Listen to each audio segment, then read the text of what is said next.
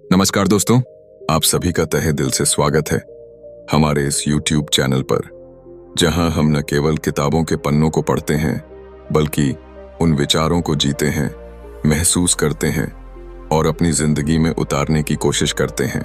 आज का यह वीडियो एक ऐसी किताब पर आधारित है जिसने न जाने कितने ही दिलों को छुआ है, कितने ही दिमागों को रोशन किया है और उन आत्माओं को दिशा दी है जो सफलता की तलाश में भटक रही थीं। द सीक्रेट ऑफ सक्सेस, एक साधारण सा नाम, लेकिन इसके पीछे छुपा है एक असाधारण दर्शन। इसे लिखा है योगी रामाचराका ने, जिन्होंने अपने जीवन का बड़ा हिस्सा आत्मज्ञान, योग और मानसिक विकास को समर्पित किया। 1802 से 1932 तक का उनका जीवन काल केवल एक योगी का जीवन नहीं था, बल्कि एक मिशन था। आत्मा की शक्तियों को पहचानने और उन्हें जागृत करने का मिशन। जब आप इस किताब को पढ़ते हैं तो ऐसा लगता है जैसे कोई आपसे बहुत गहराई से बात कर रहा है। न कोई दिखावा, न कोई भारी भरकम शब्दों का जाल, बस सीधी, सच्ची और आत्मा को छू जाने वाली बातें। यह किताब हमें बताती है कि सफलता किसी जादू की तरह अचानक नहीं आती, बल्कि यह एक साधना है, एक इनर प्रोसेस, एक माइंडसेट जिसे समझना और अपनाना जरूरी है। इस किताब की सबसे खूबसूरत बात यह है कि यह किसी भी उम्र, जाति, धर्म या पेशे के इंसान को छू सकती है। चाहे आप एक छात्र हों जो अपने करियर की शुरुआत करना चाहता है, या कोई प्रोफेशनल जो अपनी लाइफ में एक नया मुकाम पाना चाहता है, यह किताब हर किसी को एक नया दृष्टिकोण देती है। रामाचरका जी कहते हैं कि सफलता बाहर नहीं, हमारे भीतर जन्म लेती है, और जब तक हम अपने भीतर की उस लौ को नहीं पहचानते, तब तक बाहरी सफलता केवल एक भ्रम बनकर रह जाती है। वो हमें ध्यान दिलाते हैं कि हमारी सोच ही हमारी असली ताकत है, हमारे विचार ही वो बीज हैं जो हमारी किस्मत का पेड़ बनते हैं। अगर हम बार बार असफलता की सोचते हैं तो वो हमारी आदत बन जाती है, और अगर हम हर परिस्थिति में सीखने की सोच रखते हैं तो वही सोच हमें आगे ले जाती है। योगी रामाचरका हमें ये सिखाते हैं कि कंसंट्रेशन यानी एकाग्रता और मेंटल क्लैरिटी यानी मानसिक स्पष्टता सफलता के दो सबसे जरूरी स्तंभ हैं। जब हम अपने विचारों को स्थिर कर पाते हैं, जब हमारी सोच इधर उधर भटकती नहीं, तभी हम अपने लक्ष्य की तरफ पूरे विश्वास और ऊर्जा के साथ बढ़ सकते हैं। आज की इस भागदौड़ भरी जिंदगी में, जहां डिस्ट्रैक्शंस हर तरफ हैं, ये बातें और भी ज्यादा प्रासंगिक हो जाती हैं। हम सब चाहते हैं सफलता, लेकिन क्या हम उस आत्मा स्तर की तैयारी कर रहे हैं जिसकी जरूरत होती है? क्या हम खुद से वो सवाल पूछ रहे हैं जो सच में मायने रखते हैं? द सीक्रेट ऑफ सक्सेस सिर्फ एक किताब नहीं, बल्कि एक इनर जर्नी है। ये आपको बताती है कि सफलता का असली रहस्य बाहर नहीं, आपके अपने अंदर छुपा है। और जब आप उसे पहचान लेते हैं, जब आप अपने विचारों, अपने मन और अपने आत्मबल को समझ लेते हैं, तब कोई भी चीज, कोई भी मुश्किल, कोई भी चुनौती आपको रोक नहीं सकती। दोस्तों, इस वीडियो में मैं आपके साथ इस किताब का सार साझा करने वाला हूं, पर यह सिर्फ एक समरी नहीं होगी, यह एक अनुभव होगा। मैं चाहता हूं कि जब आप यह वीडियो चैप्टर 1 आत्मविश्वास, सेल्फ कॉन्फिडेंस, कभी आपने सोचा है कि दो लोग जिनके पास लगभग एक जैसी योग्यता है, एक जैसा अनुभव है, एक ही स्थिति में खड़े हैं, फिर भी एक ऊंचाइयों तक पहुंच जाता है और दूसरा कहीं खो सा जाता है? क्या फर्क होता है दोनों में? जिंदगी में जब जब कोई बड़ा सपना देखा जाता है तो सबसे पहली चीज जो परीक्षा में पड़ती है वो है आत्मविश्वास, सेल्फ कॉन्फिडेंस। वो जादुई ताकत नहीं, बल्कि हमारी आत्मा की आवाज है जो कहती है तू कर सकता है।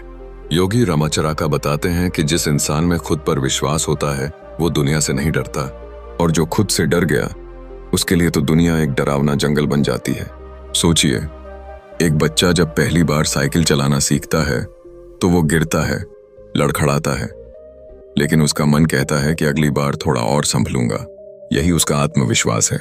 वो साइकिल चलाना नहीं जानता, फिर भी वो मान लेता है कि मैं सीख जाऊंगा। इसी सोच ने इंसान को आग जलाना सिखाया, पहाड़ों को काटकर रास्ते बनाने की ताकत दी और यहां तक कि चांद पर भी पहुंचा दिया। लेकिन फिर भी आज का इंसान खुद पर भरोसा करना भूलता जा रहा है। हम हर किसी से अप्रूवल चाहते हैं। क्या मैं अच्छा हूं? क्या मैं ये कर सकता हूं?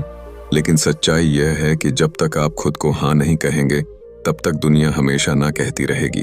रामाचरका हमें याद दिलाते हैं कि आत्मविश्वास कोई अहंकार नहीं है, ये वो इनर नोइंग है जो कहती है कि मैं प्रयास करूंगा और मैं सफल हो सकता हूँ। ये वो कन्विक्शन है जो हमें बुरे वक्त में भी थामे रखता है। एक किसान की कहानी याद आती है। उसने बंजर जमीन को देखा और किसी ने कहा, यहाँ कुछ नहीं उग सकता, लेकिन उसके अंदर की आवाज बोली, क्यों नहीं? और उसने दिन रात एक कर दिए। मिट्टी से बात की, बीज बोए, पानी दिया, और सालों बाद वही जमीन सोना उगलने लगी। उसकी ताकत न जमीन थी न बीज, उसकी असली ताकत था उसका आत्मविश्वास। कई बार हम दूसरों की आंखों से खुद को देखने लगते हैं। वो हमें कम आंकते हैं तो हम भी खुद को छोटा मान लेते हैं। लेकिन अगर सूरज खुद से ये पूछता कि क्या वो उजाला फैलाने के काबिल है, तो पूरी दुनिया अंधेरे में होती।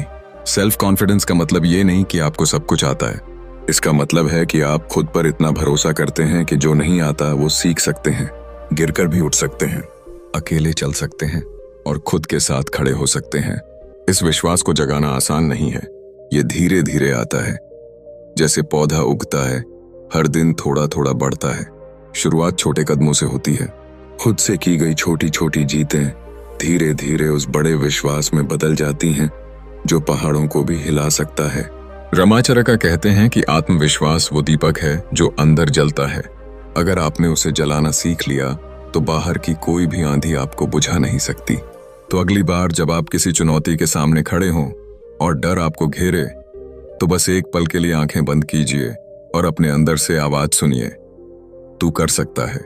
याद रखिए, इस दुनिया में सबसे बड़ी जीत वो है जब आप खुद पर यकीन करना सीख लें, क्योंकि जब आप खुद पर भरोसा करते हैं तब पूरी कायनात भी आपकी जीत में शामिल हो जाती है। चैप्टर 2, एकाग्रता की शक्ति, पावर ऑफ कंसंट्रेशन। जब किसी तीरंदाज की आंख सिर्फ निशाने पर टिकी होती है, तभी उसका तीर अपने लक्ष्य को चीर सकता है। अगर उसकी नजरें इधर उधर भटकती रहें तो उसका हर प्रयास व्यर्थ हो जाता है। यही फर्क है एक साधारण इंसान और एक सफल इंसान में। एकाग्रता, कंसंट्रेशन, ये शब्द जितना साधारण लगता है उतना ही गहरा भी है।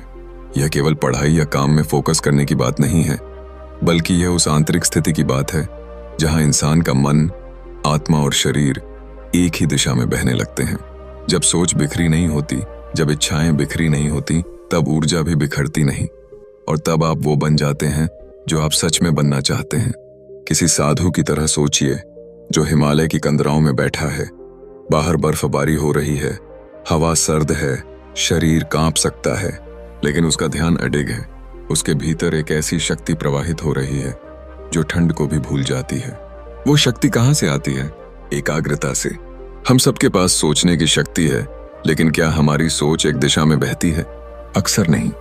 हमारा मन तो उस बंदर की तरह होता है जो कभी अतीत की शाखा पर, कभी भविष्य की डाली पर उछलता रहता है और वर्तमान की मिट्टी को छूता ही नहीं। रामाचरका हमें एक सरल मगर गहरे सत्य की ओर ले जाते हैं कि हमारी मानसिक शक्ति का असली उपयोग तभी होता है जब हम उसे स्कैटर्ड नहीं बल्कि सेंटर्ड रखते हैं। कल्पना कीजिए एक मैग्नीफाइंग ग्लास की जो सूरज की किरणों को समेटकर किसी एक बिंदु पर केंद्रित कर दे।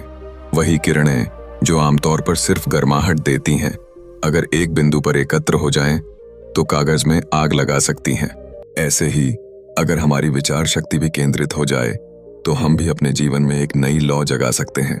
लेकिन एकाग्रता सिर्फ अभ्यास से नहीं आती, वह आती है समझ से, संयम से और उस जिद से जो कहती है मैं अपने मन को भटकने नहीं दूंगा। यह आसान नहीं होता। डिस्ट्रैक्शंस आज की दुनिया में हर कोने में छिपे हैं। नोटिफिकेशंस, कंपैरिजंस, एक्सपेक्टेशंस, फियर्स सब मन को तोड़ते हैं, बिखेरते हैं। और ऐसे में अगर कोई व्यक्ति अपने मन को थामना सीख जाए, अगर वह सुबह उठकर केवल 15 मिनट भी खुद से जुड़ सके बिना किसी सोच या शोर के, तो वह धीरे धीरे अपने भीतर की शक्ति को महसूस करने लगता है। रामाचरका ये नहीं कहते कि आप संत बन जाइए, वे कहते हैं कि आप अपने मन के मालिक बन जाइए। अपनी सोच को गुलाम नहीं, साधक बनाइए। जब आपका मन आपके इशारों पर चले, तब आप अपने भाग्य के निर्माता बनते हैं। एक कहानी याद आती है। एक कलाकार दिन रात एक मूर्ति पर काम कर रहा था। सालों तक उसने उस पर हथौड़े चलाए और लोग हंसते रहे, कब तक यही करते रहोगे? लेकिन उसने ध्यान नहीं हटाया। एक दिन जब मूर्ति पूरी हुई, वो सिर्फ पत्थर नहीं थी, वो प्रेरणा बन चुकी थी। लोगों ने पूछा, इतना सब कैसे किया? उसने बस इतना कहा, मैंने और कुछ नहीं देखा, बस उस पत्थर के भीतर उस देवी को देखा जो वहां थी ही, और तब तक देखा जब तक वो बाहर नहीं आ गई। यही है पावर ऑफ कंसंट्रेशन। जब आप दुनिया की आवाजें बंद करके अपने लक्ष्य को सुनने लगते हैं, तो अगली बार जब आप कुछ हासिल करना चाहें, कोई लक्ष्य, कोई सपना, कोई मिशन, तो सबसे पहले अपने मन को उसके साथ जोड़िए। डिस्ट्रैक्शंस को धीमे धीमे हटाइए। हर दिन थोड़ा वक्त उस चीज के लिए दीजिए जिससे आप जुड़ना चाहते हैं, और फिर देखिए कैसे आपकी ऊर्जा आपकी दुनिया बदल देती है। याद रखिए, एकाग्रता वो चाबी है जो बंद दरवाजों को खोल सकती है। मन अगर स्थिर हो तो विचार ब्रह्मास्त्र बन जाते हैं। चैप्टर 3 आत्मनियंत्रण, सेल्फ कंट्रोल। एक बार एक बच्चा नदी के किनारे बैठा था। गर्मी का मौसम था, पानी तेज बह रहा था। उसके हाथ में एक पत्थर था जो वो नदी में फेंकने ही वाला था, लेकिन तभी उसके अंदर एक आवाज गूंजती है, रुको। when वो रुक जाता है। कोई और होता तो शायद फेंक देता, लेकिन उस एक क्षण में, उस रुकने की शक्ति में कुछ था, आत्मनियंत्रण। हम सबकी जिंदगी में ऐसे क्षण आते हैं जहां हमें अपनी भावनाओं, इच्छाओं और प्रतिक्रियाओं पर नियंत्रण रखना होता है, और अक्सर हम यही नहीं कर पाते। कोई हमें गुस्सा दिलाता है और हम फट पड़ते हैं, कोई हमें नीचा दिखाता है और हम टूट जाते हैं, कोई लालच सामने लाता है और हम बहक जाते हैं। लेकिन एक बात हमेशा याद रखिए, जिसने खुद को नहीं जीता वो किसी चीज को कभी नहीं जीत सकता। सेल्फ कंट्रोल सिर्फ यह नहीं है कि आप क्रोध या लालच से दूर रहें, यह तो उस गहराई की बात है जहां आप अपने विचारों, शब्दों और कर्मों के बीच का संतुलन समझते हैं, जहां आप रिएक्ट नहीं करते बल्कि रिस्पॉन्ड करना सीखते हैं, जहां आप अपने इंपल्स को पहचानते हैं और कहते हैं, नहीं, अभी नहीं, मैं तैयार नहीं हूं। रामाचाराका की बातों में एक मौन अनुशासन है। वे बताते हैं कि असली ताकत मसल्स में नहीं, मन के भीतर होती है। बाहरी शक्ति किसी को झुका सकती है, लेकिन आत्मनियंत्रण खुद को ऊपर उठा सकता है। यह वो सीढ़ी है जो आदमी को जानवर से इंसान और फिर इंसान से महान बना देती है।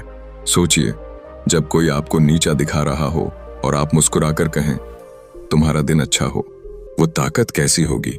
जब सब भाग रहे हों और आप शांत खड़े रहें, वो संयम कैसा होगा? जब टेम्पटेशन सामने हो, पैसा, मोह, सफलता, और आप कहें, मैं पहले खुद को साबित करूंगा, वो आवाज कितनी ऊंची होगी? महापुरुषों ने किसी युद्ध से नहीं बल्कि खुद से लड़कर इतिहास रचा है। बुद्ध ने क्रोध को हराया, महावीर ने भय को, और गांधी ने अहिंसा से सत्ता को झुकाया। ये सब उन्होंने कैसे किया? आत्मनियंत्रण से। एक पुरानी कहानी है। एक राजा था जो सब कुछ जीत चुका था, पड़ोसी राज्य, धन, सोना। लेकिन एक दिन एक साधु ने उससे कहा, अब खुद को जीतो। राजा हंस पड़ा, मैंने इतना कुछ पाया है, क्या मैं खुद को नहीं जानता? साधु मुस्कुराया, तो फिर एक दिन उपवास रखो और गुस्सा न करो। राजा असफल हो गया। तभी उसे एहसास हुआ कि सबसे मुश्किल लड़ाई वो है जो भीतर चलती है। सेल्फ कंट्रोल कोई सप्रेशन नहीं है, ये कोई जबरदस्ती नहीं है कि आप अपनी भावनाओं को दबा दें। यह तो वो चयन की कला है जब आपके पास हर रास्ता खुला होता है और फिर भी आप वो चुनते हैं जो आपके आत्मिक विकास के अनुकूल हो। यह वो निर्णय होता है जो मुश्किल है लेकिन सही है। कई बार हमें लगता है कि हम फंस गए हैं, आदतों में, गुस्से में, एडिक्शन में, शॉर्टकट्स में। लेकिन अगर आप रोज थोड़ा थोड़ा खुद को रोकना सीखें, थोड़ा थोड़ा बेहतर प्रतिक्रिया दें, तो समय के साथ आप अपने ही मास्टर बन जाते हैं। एक मोमबत्ती जब जलती है तो वो खुद को जलाती है, लेकिन अंधेरे को भी रोशनी देती है। ठीक वैसे ही आत्मनियंत्रण आपको भीतर से तपाता है, लेकिन दुनिया को एक नया प्रकाश भी देता है। आज की तेज रफ्तार दुनिया में, जहां हर चीज तुरंत चाहिए, हर इमोशन एक्सप्रेस करना कूल समझा जाता है, वहां एक शांत व्यक्ति जो खुद पर नियंत्रण रखता है, वो किसी संत से कम नहीं होता, क्योंकि उस व्यक्ति की शक्ति बाहर से नहीं आती, वो भीतर से बहती है। याद रखिए, आपका सबसे बड़ा शत्रु और आपका सबसे बड़ा साथी दोनों आपके भीतर ही हैं। सवाल बस इतना है, किसे आप सत्ता सौंपते हैं? चैप्टर 4 सकारात्मक सोच, पॉजिटिव थिंकिंग। कभी आपने किसी ऐसे व्यक्ति को देखा है जिसकी जिंदगी में हर मोड़ पर मुश्किलें आती हैं, फिर भी उसके चेहरे पर मुस्कान बनी रहती है? वो कोई जादूगर नहीं होता, उसके पास कोई तावीज नहीं, कोई शॉर्टकट नहीं, बस एक चीज होती है जो हर परिस्थिति को झेलने की ताकत देती है, सकारात्मक सोच, पॉजिटिव थिंकिंग कोई मोटिवेशनल कोट नहीं है जिसे हम इंस्टाग्राम पर देखकर 5 मिनट खुश हो जाएं और फिर भूल जाएं। ये तो एक जगह से दूसरी जगह जाने का पुल है, जहां एक ओर अंधकार है, चिंता है, हार है, और दूसरी ओर रोशनी है, संभावना है, उम्मीद है। ये सोच नहीं बदलती, जिंदगी बदल देती है। रामाचारका की बातों में एक गहराई है जो सीधे दिल में उतरती है। वे कहते हैं, जो जैसा सोचता है वैसा ही बन जाता है। अगर आप खुद को हारा हुआ मान लें तो लाख मौके सामने हों, वो आपको नजर ही नहीं आएंगे। लेकिन अगर मन के भीतर एक आवाज कहे, मैं पार कर लूंगा, तो रास्ता अपने आप खुलने लगता है। आपने कभी खेत को देखा है? उसमें जो बीज बोया जाए वही उगेगा। अगर आप कांटे बोएंगे तो फूल नहीं पाएंगे। वैसी ही है आपकी सोच। अगर आप हर दिन डर, संदेह और निराशा के बीज बोते हैं तो फिर आश्चर्य नहीं कि जिंदगी भी वैसी ही फसल दे रही है। एक सच्ची घटना है। एक गरीब लड़का जो मुंबई की झुग्गियों में रहता था। उसके पास न खाना था, न किताबें और न ही कोई पहचान। लेकिन उसके अंदर एक बात थी। वह हर सुबह उठकर आईने में देखता और खुद से कहता, मैं एक दिन बड़ा आदमी बनूंगा। लोग हंसते थे, ताने मारते थे, लेकिन वो नहीं रुका। सालों बाद वही लड़का एक मल्टीनेशनल कंपनी का सीईओ बना। उसकी शुरुआत शून्य से थी, लेकिन उसका माइंडसेट जीरो नहीं था। यही तो है पॉजिटिव थिंकिंग, जो हालातों को नहीं, नजरिए को बदलती है। ये कोई झूठा ऑप्टिमिज्म नहीं है कि सब अच्छा ही होगा। ये तो वो शक्ति है जो कहती है, जो भी होगा मैं उसके साथ लड़ने के लिए तैयार हूं। जब आप अपने जीवन के हर कठिन पल को एक लेसन की तरह देखने लगते हैं, जब आप अपनी गलतियों को पछतावे की जगह ग्रोथ का जरिया मानने लगते हैं, तो वही सोच धीरे धीरे आपके अंदर एक नया आत्मविश्वास भर देती है। नेगेटिव थिंकिंग एक धीमा जार है। वो धीरे धीरे आपके सपनों को मार देती है, आपकी ऊर्जा को चूस लेती है, और सबसे बुरी बात, वो आपको यकीन दिला देती है कि आप वाकई कुछ नहीं कर सकते। लेकिन पॉजिटिव थिंकिंग एक दवा है।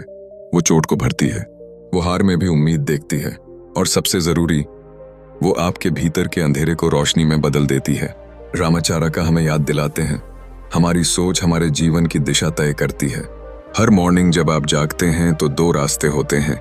एक वो जो कहता है, आज फिर वही परेशानी, और दूसरा जो कहता है, आज फिर एक मौका है।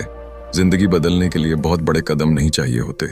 कभी कभी बस ये सोच लेना कि मैं कर सकता हूँ, यही सबसे बड़ा बदलाव होता है।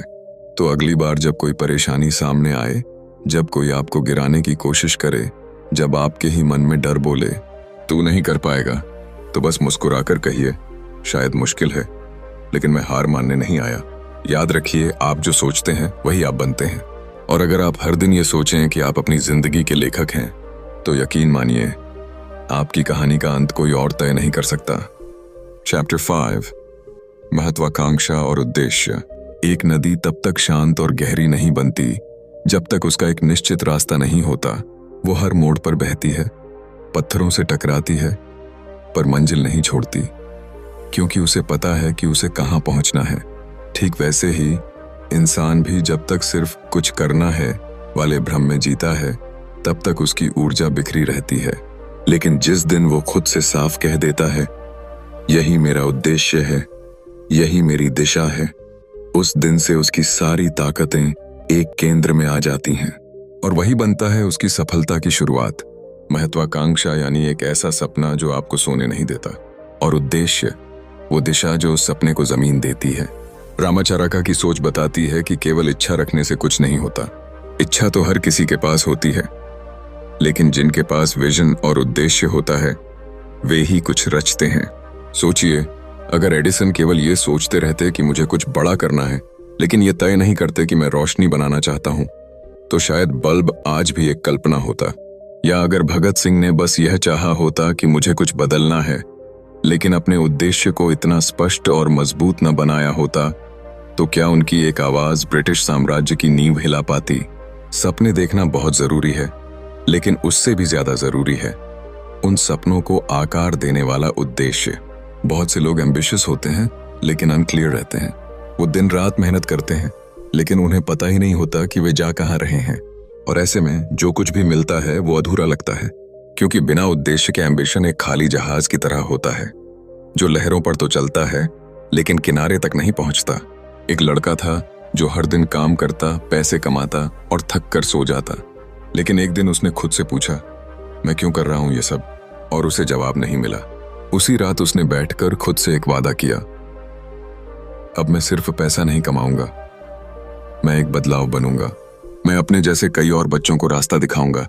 और वहीं से उसकी जिंदगी ने मोड़ लिया। उसकी एम्बिशन अब सिर्फ पर्सनल नहीं रही, पर्पसफुल बन गई। एम्बिशन अगर सेल्फिश हो तो वो सिर्फ आपको थका देगी, लेकिन अगर उसमें उद्देश्य जुड़ जाए तो वो आपको जगा देगी। वो आपकी सुबहों को मतलब देगी, आपकी रातों को सुकून। रामाचारका ये समझाते हैं कि जब आपकी सोच किसी उद्देश्य से जुड़ती है तो आपके अंदर एक अलग ही मैग्नेटिज्म आ जाता है। आप लोगों को इंस्पायर करने लगते हैं। आपके शब्दों में ताकत होती है, आपकी आंखों में चमक होती है, और सबसे जरूरी, आपकी जिंदगी में एक ऐसा मीनिंग आ जाता है जो परिस्थितियों से ऊपर उठ जाता है। आप किसी भी महान इंसान की कहानी पढ़ लीजिए, उनके पास एक बर्निंग एम्बिशन थी, लेकिन वो एम्बिशन तब तक अधूरी थी जब तक उसे एक क्लियर पर्पस ने आकार नहीं दिया।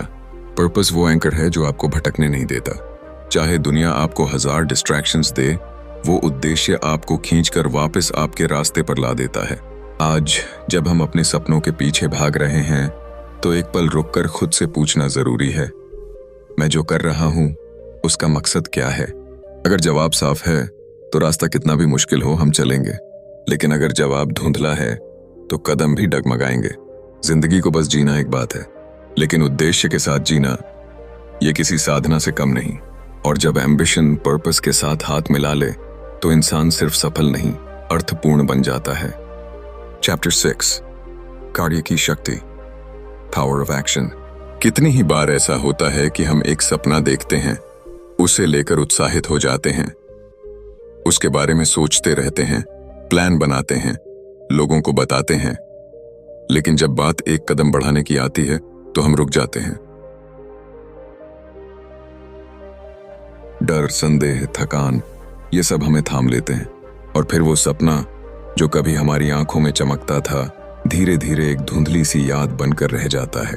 रामाचारका की बात बिल्कुल सीधी है, सोचने से कुछ नहीं बदलता जब तक आप उसे कर्म में न बदलें।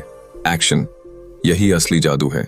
आप चाहे जितना सोच लें, विजुअलाइज कर लें, पॉजिटिव एफर्मेशंस लिख लें, लेकिन जब तक आप उठकर कुछ करते नहीं तब तक कुछ भी आपके जीवन में नहीं बदलेगा। कभी आपने सोचा है कि एक किसान खेत में बैठकर अगर बस ये सोचता रहे कि मुझे फसल चाहिए, मुझे अनाज चाहिए, लेकिन बीज न बोए, पानी न दे, मेहनत न करे, तो क्या होगा? सोचने से खेत नहीं भरते, मेहनत से भरते हैं। सपनों की बुनियाद प्लानिंग से बनती है, लेकिन उसका स्वरूप कर्म से। रामाचारका बताते हैं कि ब्रह्मांड भी तब तक आपकी मदद नहीं करता जब तक आप खुद पहला कदम नहीं बढ़ाते। आपकी एनर्जी तभी फ्लो करती है जब आप उसे मूव करना शुरू करते हैं, वरना विचार भी जड़ हो जाते हैं। एक कहानी बहुत प्रेरणादायक है। एक कलाकार जो अपने कमरे में बैठा बरसों से एक मास्टरपीस पेंटिंग की कल्पना कर रहा था। उसने अपने दिमाग में हर रंग सोच लिया था, हर भाव बना लिया था, लेकिन उसने कभी ब्रश हाथ में नहीं लिया। और जब उसकी जिंदगी का आखिरी दिन आया तो वो पेंटिंग अब भी बस एक सोच थी। वह कलाकार सफल नहीं था क्योंकि उसके पास कला की कमी थी, बल्कि इसलिए क्योंकि उसने कभी शुरुआत नहीं की। एक्शन का सबसे बड़ा दुश्मन है परफेक्शन का इल्यूजन। हम सोचते हैं कि जब सब सही होगा, जब मूड ठीक होगा, जब रिसोर्सेज मिलेंगे, तब शुरू करेंगे। लेकिन सच्चाई यह है कि कोई भी शुरुआत परफेक्ट नहीं होती। जो लोग आगे बढ़ते हैं वो इम्परफेक्ट शुरुआत करते हैं, लेकिन हर दिन थोड़ा बेहतर होते हैं। रामाचारका हमें याद दिलाते हैं कि काम करने से डरने वाला इंसान सोचते सोचते थक जाता है, और जो बस करता है वो सोचते हुए भी सीखता है, गिरते हुए भी आगे बढ़ता है। एक्शन का एक और रूप है कंसिस्टेंसी। एक दिन जोश में किया गया काम उतना असर नहीं करता जितना रोज थोड़ा थोड़ा किया गया काम करता है। जैसे बूंद बूंद से घड़ा भरता है, वैसे ही एक एक प्रयास से सपनों की मंजिल बनती है। हर बार जब आप कुछ करने की सोचते हैं और फिर टाल देते हैं, आप अपने भीतर के विश्वास को थोड़ा कमजोर कर देते हैं। और हर बार जब आप छोटे से छोटे कदम भी उठाते हैं, आप खुद को साइलेंटली ये कह रहे होते हैं, मैं तैयार हूं। यही फर्क बनाता है उन लोगों में जो कुछ सोचते रह जाते हैं और उन लोगों में जो इतिहास लिखते हैं। एक साधारण सी बात है, बोलने से बेहतर है करना, क्योंकि शब्दों को लोग भूल जाते हैं, लेकिन कर्म आपकी पहचान बन जाते हैं। तो अगर कोई सपना है, कोई लक्ष्य है, कोई ख्वाहिश जो रातों की नींद चुरा रही है, तो उठिए, पहला कदम उठाइए। चाहे छोटा हो, डर भरा हो, थका देने वाला हो, लेकिन वो उठाइए, क्योंकि उसी से रास्ता खुलेगा। याद रखिए, आपका भाग्य आपके हाथ की रेखाओं में नहीं, आपके उठे हुए हाथों में है। चैप्टर 7, मानसिक शक्ति का विकास। हर दिन हम उठते हैं, भागते हैं, काम करते हैं और सो जाते हैं, लेकिन क्या कभी रुककर ये सोचा है कि जो जिंदगी हम बाहर जी रहे हैं वो असल में बनती कहाँ है? वो बनती है हमारे मन के भीतर। हमारी दुनिया, हमारी हकीकत, हमारे रिश्ते, हमारे सपने, सब हमारी मानसिक शक्ति से जन्म लेते हैं, और फिर भी हम सबसे कम ध्यान उसी पर देते हैं। रमाचरका की बात यहाँ दिल को गहराई से छू जाती है कि कोई भी इंसान तब तक पूरी तरह शक्तिशाली नहीं बन सकता जब तक वो अपने मन को प्रशिक्षित करना नहीं सीखता।